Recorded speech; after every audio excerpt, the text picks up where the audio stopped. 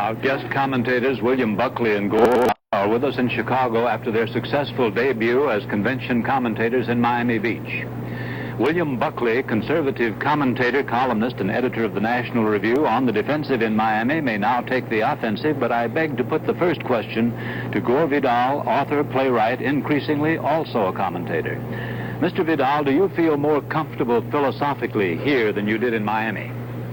Philosophically, I wonder if that word will ever be used again while we're here in Chicago. I feel more at home in a way. The Miami Beach was a sandbar with a drawbridge and a rather homogenized convention. This place is, as Mr. Buckley proposes, a shambles. It's a police state. One's aware of the horrors of the world here, the smell of old blood, the shrieking of the pigs as they're slaughtered in the morning. All this reminds one of life and death. And I think the conversations that are going on now about Vietnam, to me, seem to be particularly urgent, and philosophically, two sides are being pretty well represented. So in a sense, I think I do feel home in a way, but not happy. Mr. Buckley, what do you think will be the main weaknesses the Democrats will display here in convention assembled? I think that the principal weakness of the party at this point is the collision between its ideology and the practical consequences of its ideology. In other words, if they had been able to show to America that in return for having elected a Democratic president 4 years ago and a Democratic Senate and a Democratic House, something was done to greatly speed America along its way to help America achieve stability and a sense of security, then there would have been a different attitude here among the Democrats. But primarily, I think what's bugging them is that they don't really know what to do, and under the circumstances are clutching, as so many people do under the circumstances, at ideological straws. What effect, you mentioned the Czech crisis a while ago, what effect do you think the Czech crisis is going to have on the two parties? Well, it ought, I should think, to have at least this effect, to convince us that the romantic politics of convergence, the politics that presuppose that the Cold War, as Senator McCarthy put it last April, is, quote, over, are, as I say, politics of romance, that the real world isn't behaving according to that particular paradigm, and that under the circumstances, the leadership which presupposed the separatism of the satellite states is a leadership that made certain false assumptions of critical strategic consideration. I should think that those who view the disaster in Czechoslovakia wonder whether or not the Democratic Party has in fact achieved a foreign policy which has aided the humanitarian impulses of the liberalizing forces behind the Iron Curtain. Mr. Vidal? Well, in actual fact, there's nothing that the Democratic Party can do about the Czechoslovakian affair any more than there's anything the Republican Party can do about it. Great empires behave badly. I think you could equate, if you wanted to, the Soviet intrusion into the affairs of Czechoslovakia with our own caper in the Dominican Republic when we moved in there against a government, a possible government of which we thought we might disapprove and didn't want it so close to home. Empires behave this way, they behave very badly. I don't think anybody's happy about what's happening in Czechoslovakia, but the Democrats can do no more about this than the Republicans could do anything about Hungary, despite John Foster Dulles' great talks about opening wide his arms for all defectors from the East.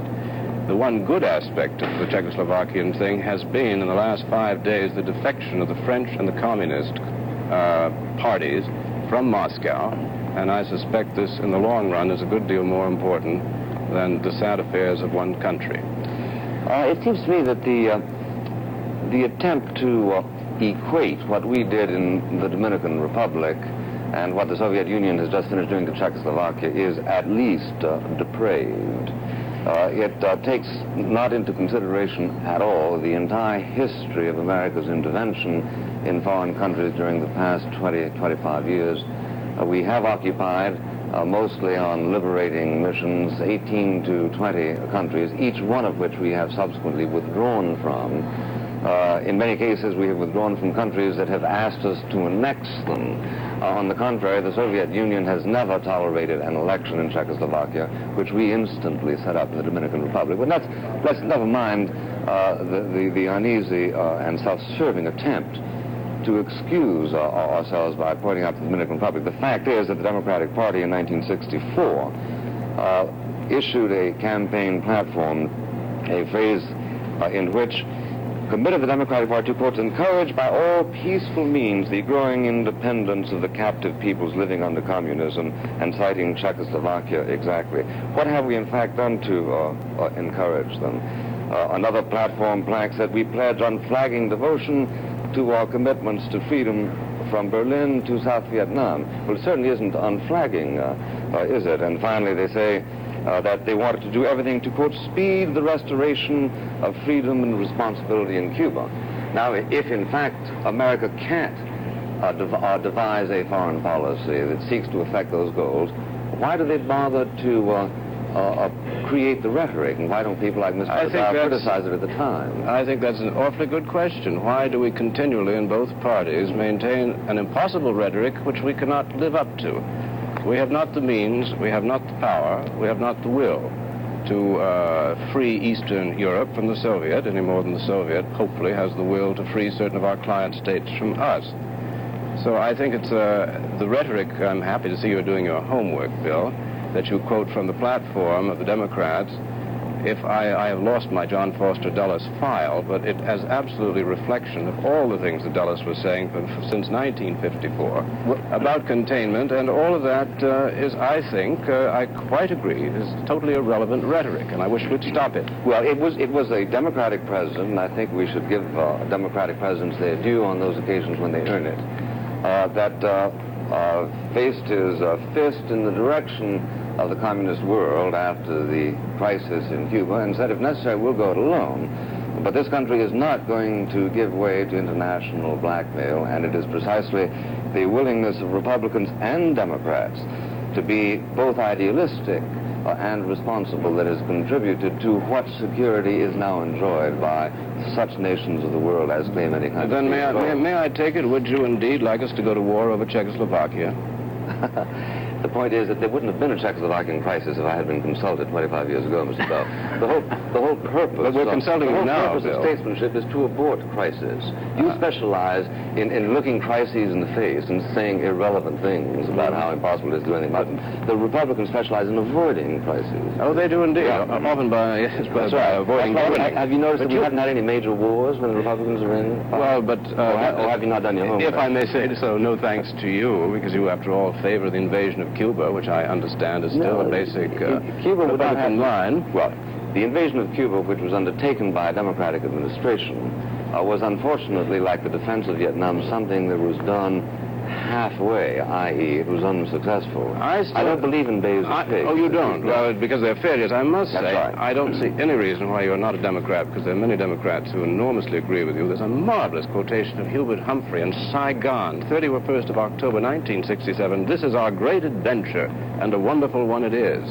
Now, that general idea, plus the desire to contain Cuba, yes, but and in your case by force of arms, in our case by, I must say, the Democrats on one occasion with the Bay of Pigs said that they believed in the policy of intervening militarily in the affairs of other countries. I happen to think that that is an immoral and bad idea, and that has been the general line of Eugene McCarthy and now Senator McGovern. Well, this, to me, is the great debate of this convention. It will certainly all stop by Monday, but at least we shall get to it. It is no doubt a debate, and it is certainly one considering which there are differences in ranks of both parties. But I do think that Senator McCarthy did himself lasting damage by his total insouciance to what happened in Czechoslovakia. Oh, said he, if I had been president, I'd have had a couple of extra glasses of iced tea and thought about it tomorrow. Really, there was no particular crisis. The crisis of Czechoslovakia precisely is the falling apart of the democratic aspiration of the politics of convergence. It shows that the Soviet Union is still there, still cares naught for world opinion, and is still going to press for its old recidivist imperialism? Well, I think it's safe to say that they are behaving as stupidly as we've been behaving in Vietnam. You cannot expect a moratorium on stupidity on the part of empires. I would say that Senator McCarthy, I wish he'd put the thing more tactfully, but one of the rather nice things about him is his sometimes cruel accuracy.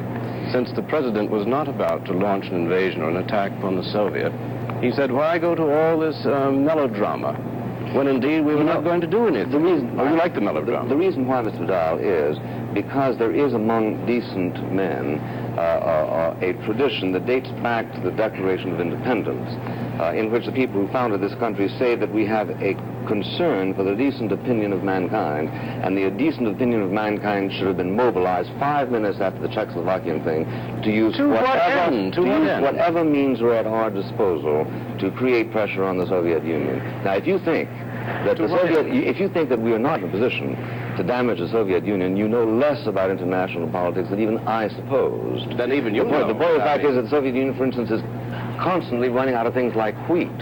And we make it possible, we in Canada and Australia, for them to have wheat. Now, if... As a matter of fact, they've had an extremely good harvest and are on rather secure ground. Plus, we have lost the opinion, if you're talking about good opinion, of all decent men. We have lost the good opinion of all decent men in Europe, most of our traditional allies, of Canada, who are selling wheat to our enemy. We have about 20 seconds. So having lost, to begin with, we have lost it in Vietnam, and now you want us to regain it by going to war in Czechoslovakia. And it is also true that some people lose respect for you precisely at the moment when you should be earning their respect. I'm terribly sorry that I have to interrupt you, but we'll continue tomorrow night, and I hope we can get to the Vietnam plank in the Democratic platform. At this point, nightly, we...